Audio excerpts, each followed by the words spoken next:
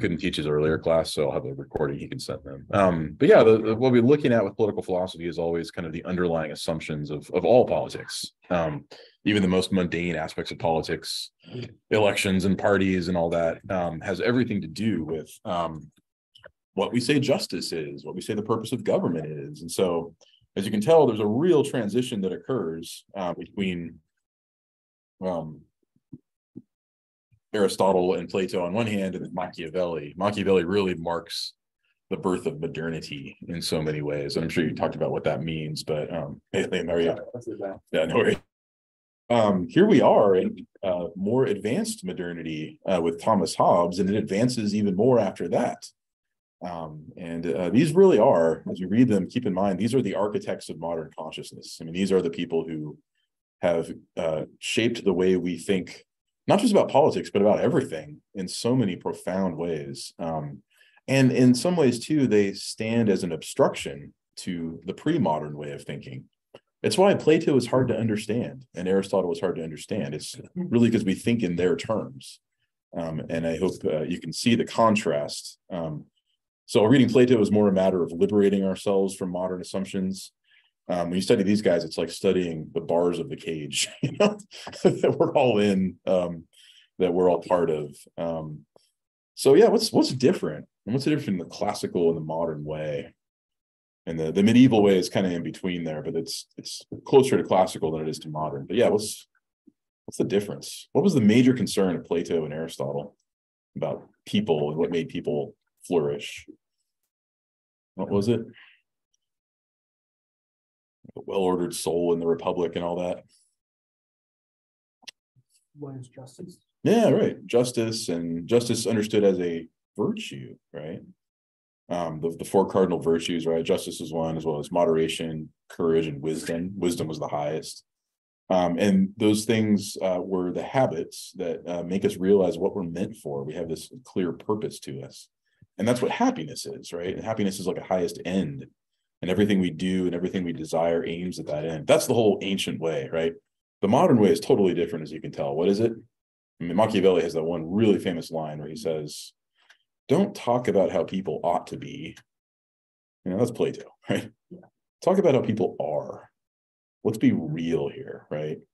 So Machiavelli is gritty, and so too is Hobbes, as you can tell. It's about the sort of, you might say, very negative, but still realistic, down-to-earth understanding of what motivates the human person. And human flourishing is not understood as a highest end of virtue. It's understood instead as what?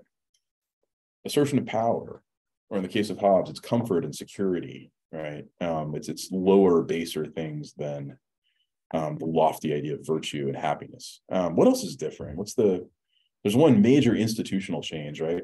Plato and Aristotle were talking entirely about, what was the political unit they were focused on? In fact, it's the title of Plato's book. Republic, yeah. Although that's sort of the Latinized version of the polis or the polity, right? So you're right, it is republic, but republic really meaning just the polis. And what is a polis? It's a city, right? Like Athens, like Sparta, like Rome.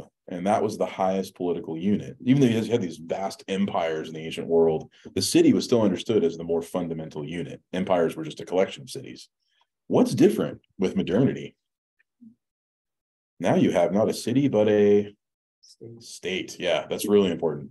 Bad translations of Aristotle and Plato will replace the word city for state. Don't ever, they're terrible translations. I don't think the ones he assigned did that. I know Alan Bloom didn't in the Republic. He's very careful to say, no, polis is different. It's not a state.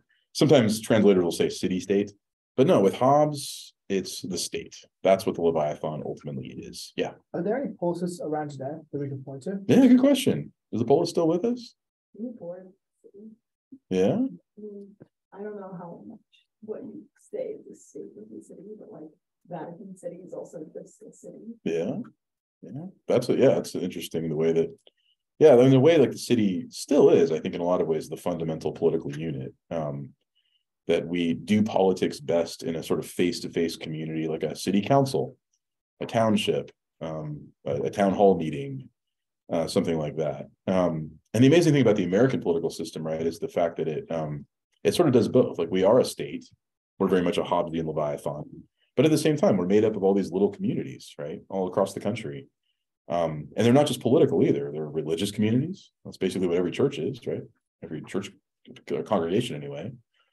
Social clubs and bowling leagues, and we just do it all. We have all these very polis-like activities that stay with us, even though we have a big federal constitution and a big nation with a border and citizens with passports and all the stuff that Hobbes talks about, and a big powerful federal law that we fear and respect.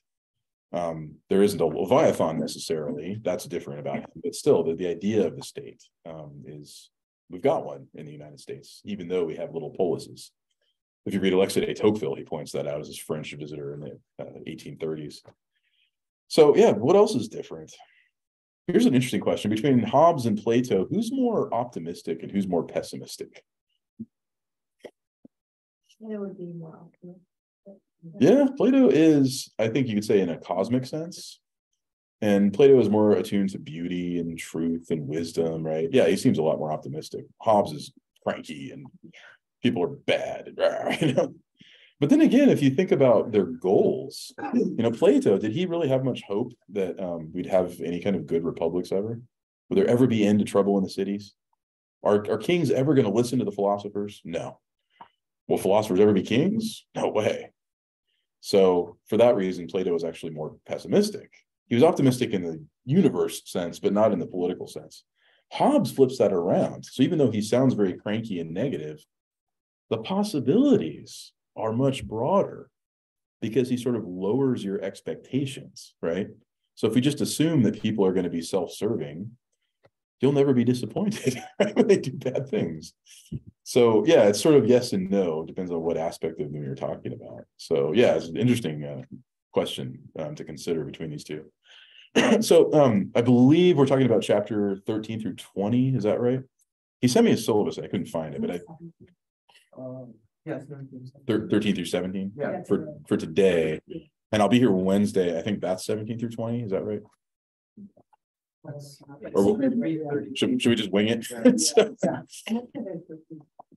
Yeah. So far, what has Hobbes said? He has, he divides the whole book into 4 big sections, and each one has a bunch of chapters. Part 1 is man, right? And in general, what does he say a human being is? And it's an interesting theme. Like, you've got to get the person right to get the politics right. And you design government based on what human nature actually is.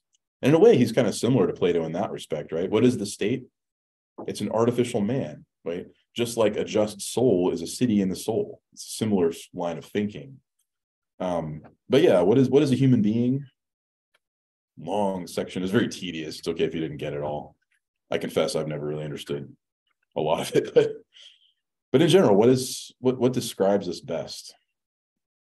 Do we have innate ideas like Plato proposed? Yeah. I could be wrong, but like, just from like the first part, he says like we're all equal. Yeah, that's right. I don't know if it's really easy to find it. Definitely. Well, by chapter 13, right, he starts off with equality. And that's important. Hobbes is the first political philosopher to say, no, we are all equal by nature, right? So as cranky and negative as he sounds, that's kind of good news, isn't it? Right? And it's certainly attuned to our democratic sensibilities in America. But in the earlier chapters, like chapter 1 through, yeah, we'll get to that. It's really important. But he's an empiricist, meaning everything we know comes from our impressions and our senses. There are no innate ideas, right? So if you never had any sensations, you wouldn't have any thoughts. So we're sensory creatures. We have what's called a train of imagination. We take impressions of things and we construct them in our minds. So what's a unicorn, right? It's a mix of a horse and a horn or something. What's a Pegasus? It's, and so we have this sort of creative ability to do that. We make stuff up though a lot. We have a lot of delusions.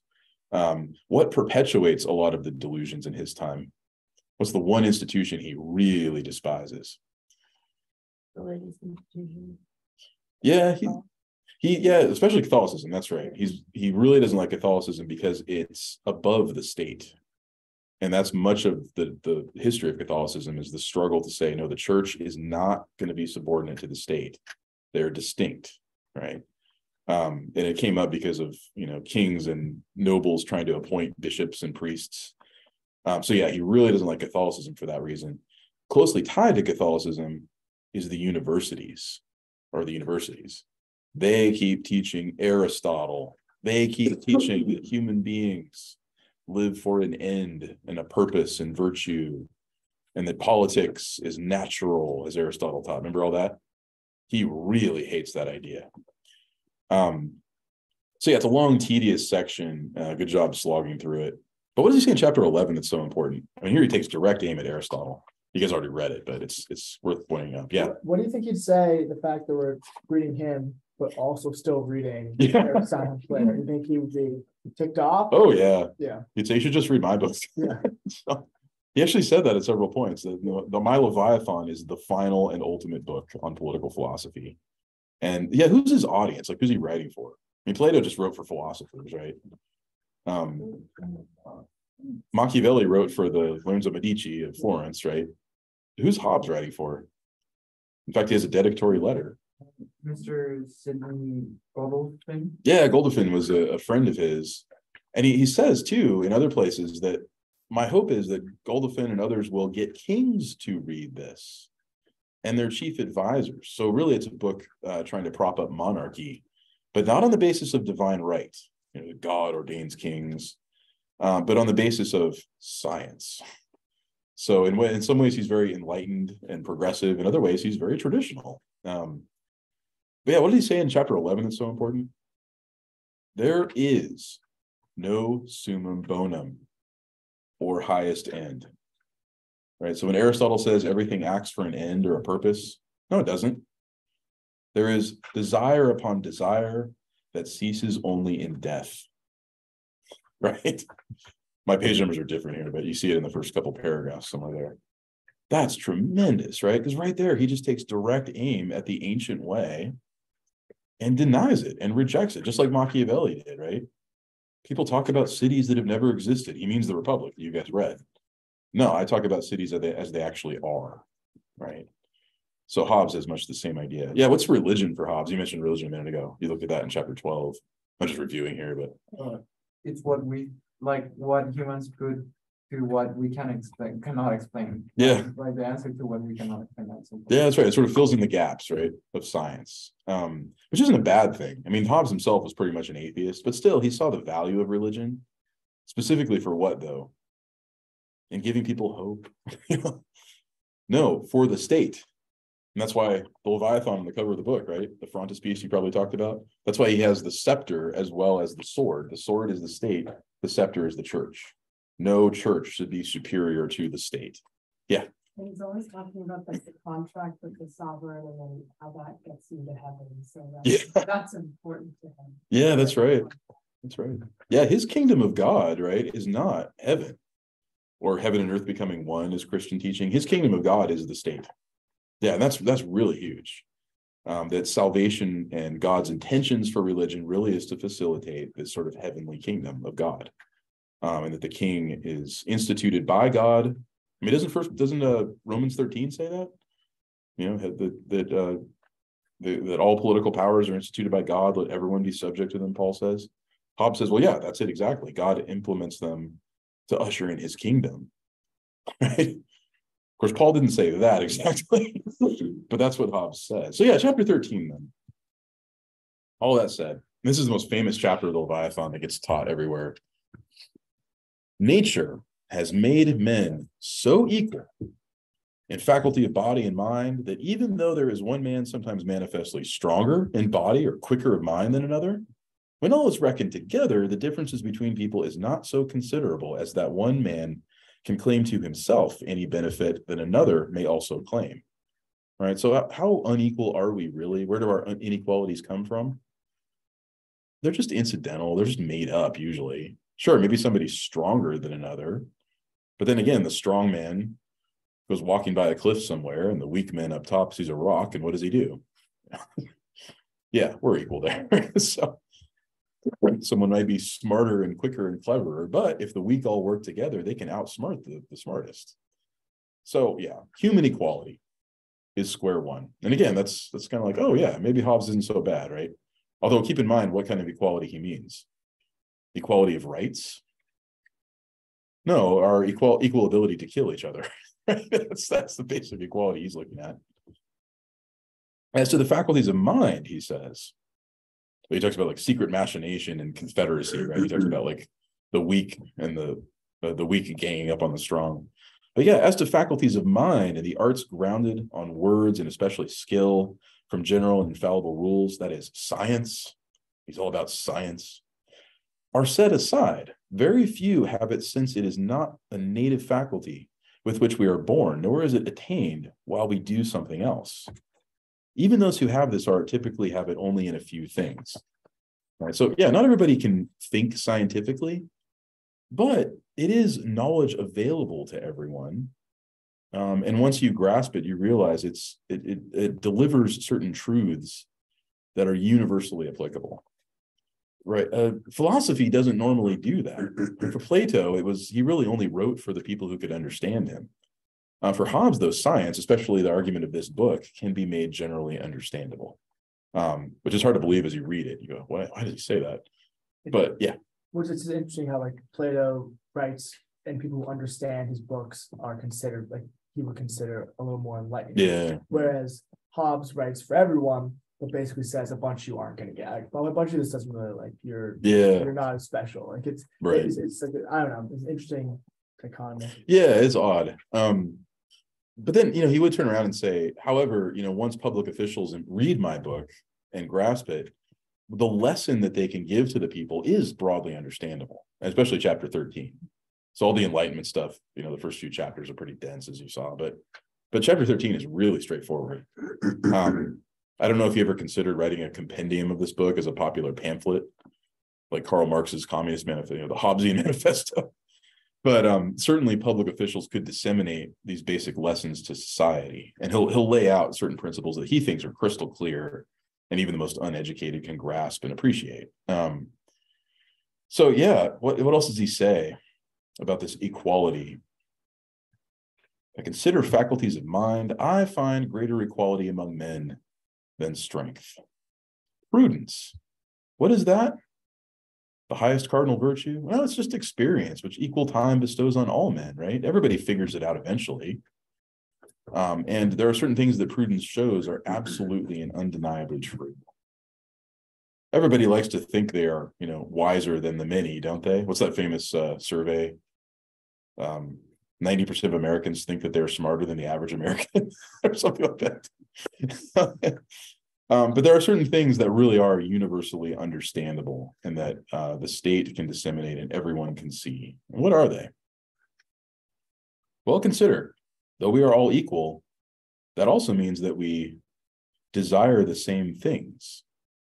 And it's not hard to understand what other human beings need because you just look in yourself, right? Shelter, food, companionship, safety, security, right? Isn't that what we all basically need deep down? At the same time, what causes conflict? I'm sorry, guys. No, I was gonna say, like, it's like interesting when he talks about how like we always are the same thing, but that in turn like creates like defiance between each other, or like no two men can have like enjoy the same thing. So that's what creates enemies. Yeah, that's right. Yeah, basic economic scarcity comes from our common realization that we all need the same basic things. But as a result, right, you get diffidence, as he called it. And it's not just so much like you're going to grab what I want, or you've grabbed what I want. It's more that you might do it. It's more the fear that I might run out of food, that my security might be breached and someone will harm me, that, it's fear of what might happen. Incidentally, what did Hobbes translate? Did he mention this? He translated Thucydides in the history of the Peloponnesian War. And if you've read that book, right, Thucydides says, why did the Greeks go to war with each other, the Spartans and the Athenians? Because of fear, right? Not so much because of what one did to the other, but what they thought they might do. The Greek word is phobos. We get our word phobia, right? So he applies a lot of the same lessons of Thucydides to this book to construct his state. Fear that someone else might take what you want when you need it. Fear that you might go hungry or be assaulted or whatever. That's what makes conflicts happen between people. Does this mean that people are naturally political? As Aristotle said in the Politics you saw, the city exists by nature? No. Cities exist because we make them up. What is by nature? It's this place he calls the state of nature, right?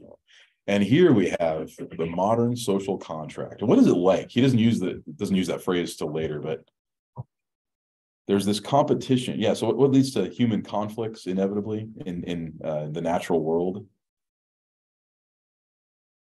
Until we have some power to overawe them all. He uses that phrase a lot, right? When there's no power overawing us all, what are we doing? We're all fearful and suspicious of each other, aren't we? You might take what I want, right? You might grab the last apple off the tree when I'm hungry. So it's this rough, rugged kind of condition where everybody lives in constant fear of each other and there's violence. We find three principal causes of quarrel: competition, second, diffidence, third, glory. So competition is scarcity, diffidence is anticipation, glory is just cruelty, the desire to be mean to somebody else. The first makes us invade for gain, the second for safety, the third for reputation. So, brutal place everybody lives in prior to there being government, the state.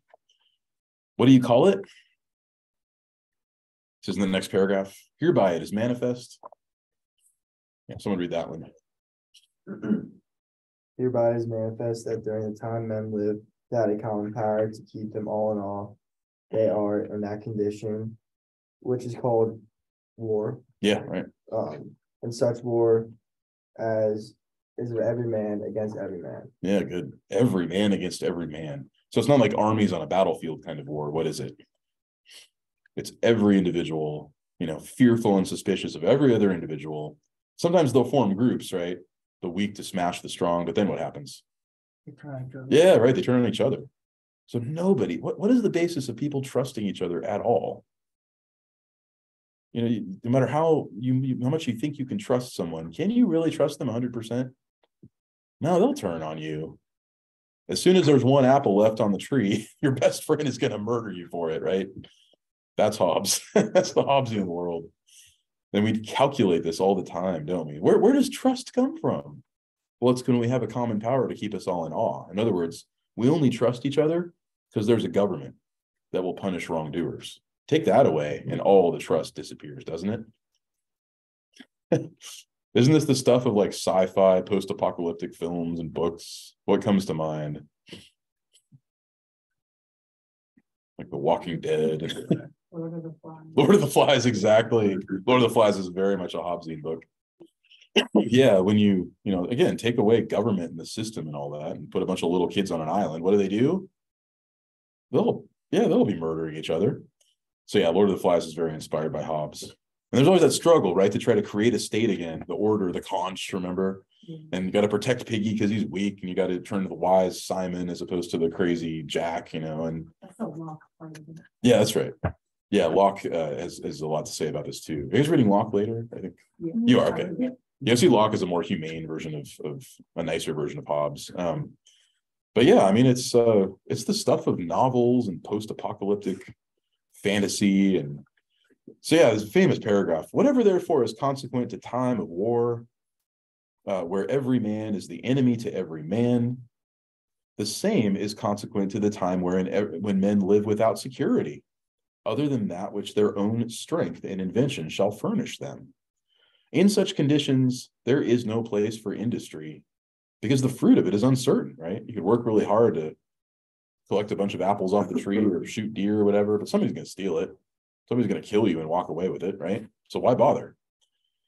There's no navigation, right? Maps or knowing your way around. There's just wild, rugged wilderness, scary and dangerous. There's no commodious living, right? Think about how nice it is to be in your house at night, especially when there's weird noises outside. Aren't you glad there's a nice thick wall between you and whatever that is? Commodious living, buildings, he means. No instruments of moving or removing things that require much force. The tree falls across the pathway. Well, who's going to remove it? It's just going to sit there. No knowledge of the face of the earth. No account of time. Right? What does time even mean, prior to government? Just nothing. No arts, no letters, no society. And which is worst of all, continual fear and danger of, what is the fundamental human motivation? Aspiration to the good? No, what is it? Yeah. Death, right? Or specifically, danger of violent death. That's universal. Every single human being, no matter how uneducated, can appreciate that, can't they? Yeah. I mean, I feel like that was a thing in Plato too. Because there was somebody, I forget who it was, said like, people only do the right thing because they know they're gonna die eventually, and so they're just afraid of what happens after that death. Even though it's not like the same exact thing, it's sort of a similar thing. Yeah, that's true. Because you're like scared of that you're gonna die, Mhm. what's gonna happen when you die, so you might as well do good things. Yeah, back to Cephalus, right, at the beginning. And by the end, too, there's like a last judgment kind of scene in book 10. Before Christianity, Plato had a sense of the last judgment. Yeah, I mean, Plato, he's not really the opposite of Hobbes. He kind of encircles Hobbes's points in some ways. He is very much the opposite of Aristotle. Aristotle and Hobbes are quite different. Yeah, sorry. So he's saying that if you take away all of our structure and like governance, that like men will just like turn back to like their like brutal, like brutish in nature sort of. Yeah. And there won't be any reason to like live. Is that why people always say that Hobbes is like says like humans are like naturally like bad? Like, Yeah. is that what people say about him?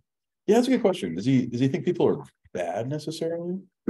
Or I mean, Machiavelli did, right? But does Hobbes really say that? I wouldn't say it feels like they're actually.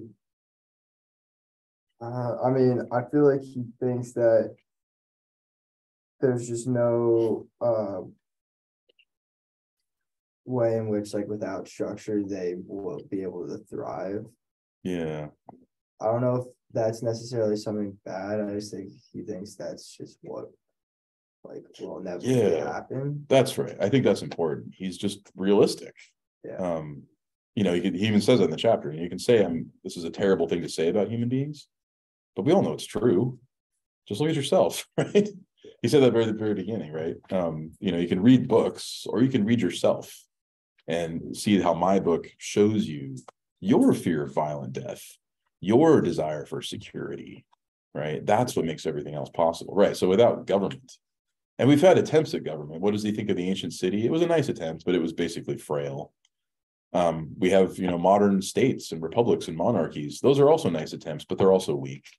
What I'm calling for is a super state that will actually fulfill what people really desire for that security. Because, right, we all know that under the surface of it is chaos and misery and the war of all against all. It isn't really a historical thing either for Hobbes. It's important to keep in mind. And as you read Locke, too, it's the same point. It's not like we started off in this horrible state of nature and then we grew civilization and got better. No, it's more like it's this vertical thing. The state of nature is always there, lurking under the surface of everything. You feel it when you drive across the desert in the middle of the night, when you're on a hike somewhere in the mountains and realize how far away you are from help. When you think of all kinds of circumstances, it's always with us, right? There's always that slight shade of distrust for other people. And the only reason we trust at all for Hobbes is it's not because of human relationships or friendships or love. It's because of government. Does that make sense? Mm-hmm. Yeah, definitely. So it's yeah, I was just curious because I know like Google like is Hobbes like like it will say like he thinks humans are not naturally or like they are naturally like bad, but I don't know. Yeah, I don't know if that was true. Right. And for Machiavelli, it's like they're bad in the sense that they'll go against their conscience. Yeah. Right. And for the prince, you got to do that. Yeah. But for Hobbes, it's more like people you can call it bad, but he said earlier, what is good and bad? It's just whatever I like or don't like. It's all a matter of taste, right? It's subjective. So to say that people say what I'm saying is bad, that's not the point. It's predictable, right? Right. That makes sense. Yeah, and that's what he's going for, is like a firm foundation for his state in predictable behavior. So someone might object. He entertains an objection here. It may seem strange to say this about people, right? To some who have not well weighed these things, and that nature should thus dissociate and render men apt to invade and destroy one another, right?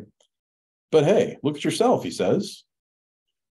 When taking a journey, don't you travel with a gun, right? Or at least a dagger, and well accompanied, go with your friends, safety in numbers. When you go to sleep, don't you lock your door? Why do you do that?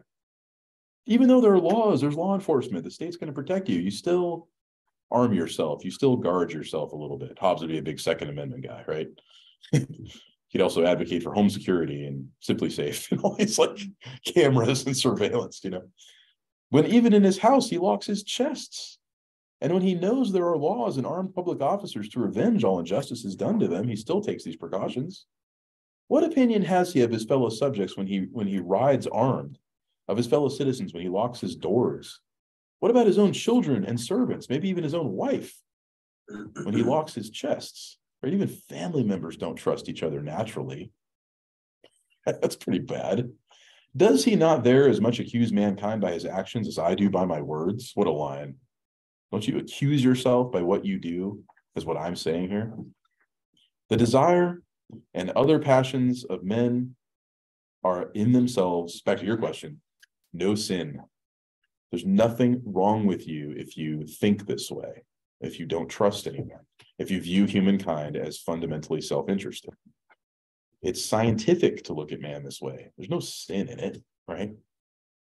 No more are the actions that proceed from the passions until they know a law that forbids them, which until laws are made, they cannot know, nor can any law be made until they have agreed upon the person who shall make it. Another objection, what else does he say? This one's interesting. Yeah, what's the next objection he entertains?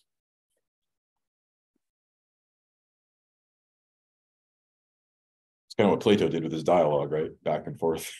Hobbes says, well, someone else might say, what's objection 2? It might be thought. See that paragraph? Sorry, I should have adjusted my page numbers.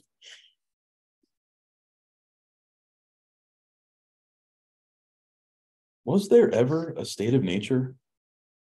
Was there ever such a time when people were in this condition of war? Hobbes says, it's not a point in time, I just said it a minute ago. It's always there. So it's not so much a point in time we left in the past that you can describe history that way. Westward expansion in the US, maybe. But that's not really his point. It's what? It's always there. It's always there, yeah. It's always lurking under the surface of every law, of every time you're just a little bit out of the protection of law enforcement, you feel it. You know what Hobbes means, the fear, right? Can't wait till we get to that next truck stop. Can't wait till I get off this mountain. Just, you never know. But there are many places where people live that way now. In one place in particular, what does he say? America. The early explorers in North America, right? The savage people in many places of America, except for the government of small families, of course, being, Native American tribes. You'll see Locke say the same thing about America too, but in a very different way. But yeah, it's just constant civil war. And it just, without government, people just are fearful and suspicious and they fight. And it's like that, not within states that are strong, but between states. There's a great description of foreign affairs. Though there has never been any time in which a particular men were in condition of war against another, we always live under governments, true. But in all times, kings and persons of sovereign authority, because of their independence, because there's no higher power. Yeah, the Catholic Church tries to mediate, but it's not really as effective as it should be. What are they like? Gladiators, right? Their weapons pointing and their eyes fixed on each other. That is, forts, garrisons, and guns upon their frontiers and their kingdoms, and continual spies on their neighbors, which is a posture of war, right? No treaty, no executive agreement is ever complete. There's always distrust. So there's no justice outside the civil community, right? In the state of nature, justice means nothing. You have no grounds to complain about anything. The only reason we have a sense of justice or trust or society or any of these things that Aristotle thought were so natural, as you saw, is because of government. So how do we get there? How do we make government fulfill these things better? Naomi, sorry, I interrupted. Oh, I was just gonna say then would he be in support of like a global leader? Yeah, good question. I don't think he thought on a global scale so much. It was always, yeah. Would he be like, it seems like like we were talking last about, like he hated war so much and he hated conflict with people. So in that sense, I feel like he would want one leader to rule every existing people. Yeah, it sounds that way. That's true. I think what he means, like the worst kind of war for him is civil war, internal strife. And he has reason to say that because what did he live through? The English Civil War, you guys talked about, right? Watching the country tear itself apart between these factions and mobs and the anarchy and all the misery and suffering heaped on the people of England because of their own civil war and the failure of their king to hold it together.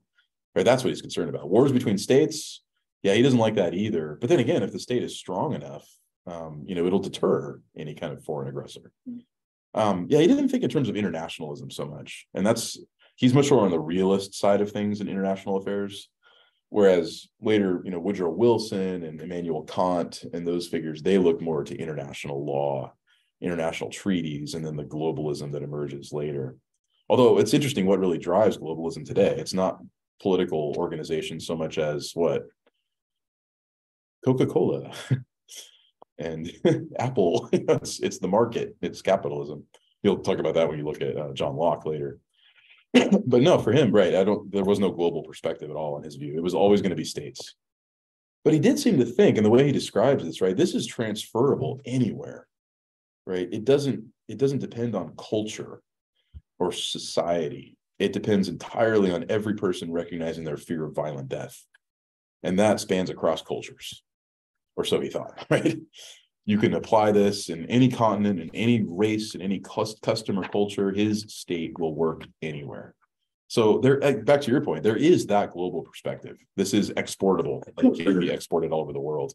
And indeed it has. Just look at a map of the world today. What do you see? It's a colorful patchwork of countries, each with its own sovereignty, each with its own capital city, its government, and its passports and citizenship and everything. It's, it works. But as far as global governance, no, he didn't really see that. I'm supposed to get to chapter 17. How am I doing? 13 is really important. It's worth meditating on that carefully. But here it goes a little bit faster. He lists things. So whatever we don't get through today, we'll finish on Wednesday up through chapter 20, I believe. Chapter 14, how do we do this? How do we make sure we create a state for the right reasons? Scraping away all of our delusions about human ends and human purpose and virtue and happiness and all that kind of stuff and natural human union and everything. Let's construct the Leviathan state. Here's where it starts. What is liberty, first of all? He's actually big on liberty, which is surprising. Yeah, that's quite different from Plato and Aristotle. What was liberty for them? Freedom from your own passions, right? People could be free in terms of their rights, but then again, they could be completely enslaved to their own desires, right? Hobbes doesn't see it that way. No, liberty is getting everything you want and nothing you don't want. Absence of external impediments, right? So whatever you desire, all the impediments are out of the way. That's a very modern idea of liberty, isn't it? What is the law of nature? The lex naturalis in Latin. This is quite different from classic natural law of Thomas Aquinas or Cicero. It's a precept or a general rule found out by reason by which a man is forbidden to do that which is destructive of his life or takes away the means of preserving it. Notice his life, not anybody else's. The most fundamental precept of the law of nature is avoid violent death. You do it without even thinking about it, right? The raging bull comes running at you. Do you stop and think, should I step out of the bull's way? No, you run, right? There it is. Just think about that mortal fear. When someone points a deadly weapon at you, what do you contemplate the situation? No, you give them what they want, right? There it is, Hobbes says. That's the law of nature proving itself again and again. So yeah, we preserve ourselves. Now, as we see with Locke, he goes a step further and says, don't just preserve yourself, preserve human life in general, right? But that's Locke. For Hobbes, it's preserve yourself. Save your own skin at all costs, right? So that law and use and lex, use is the Latin word for right, lex for law, ought to be distinguished because right consists in the liberty to do or to forbear, whereas law determines and binds to one of them. So that law and right differ as much as obligation and liberty, which in one and the same matter are inconsistent, right? So law and right, they're different, right? Law is constructed. Right stands alone. Right is natural, or at least the right to preserve yourself at all costs. So to rephrase the state of nature again, what does he say? This war of all against all, it's continual, it's perpetual, it's miserable. And again, it's always with us, right? You might think you trust your neighbor or your friend, but when the lights go out, right, you find out just how fake all of that really is. It follows that in such a condition, every man has a right to everything, including one another's body. That's terrifying, but that's what he really means, right? That the use and abuse of each other in the state of nature. Therefore, as long as this natural right of every man endures, to everything endures, there can be no security to anybody. We're all vulnerable. So for that reason, so first and fundamental precept of natural law is what? Preserve yourself. Avoid violent death, and you just do it impulsively. But then we build on that, and here's how he builds the Leviathan state with the secondary precepts. What's the first of the secondary precepts? For the rest of this section, he lists things, but yeah, what's the second?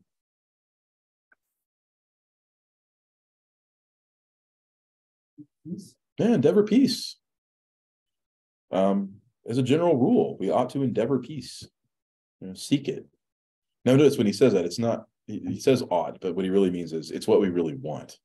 Nobody likes the state of nature, right? We want to come screaming out of it into the arms of the state, don't we, that will protect us.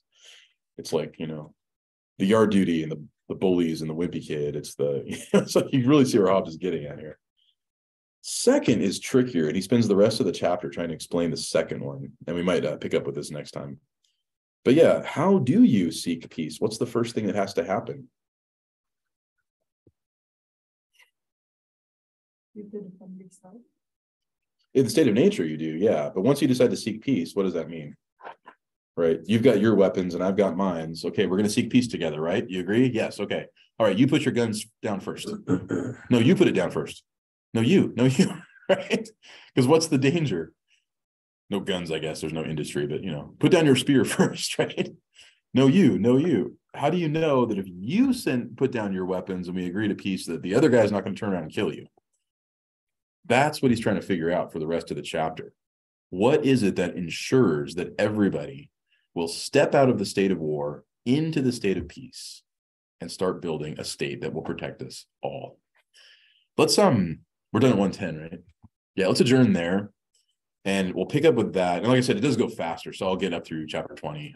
I promise we'll get up through chapter 20 next time. So I'll see you Wednesday. Go seek peace and avoid war, and I'll see you all next time. Good class, guys. Good to see you again.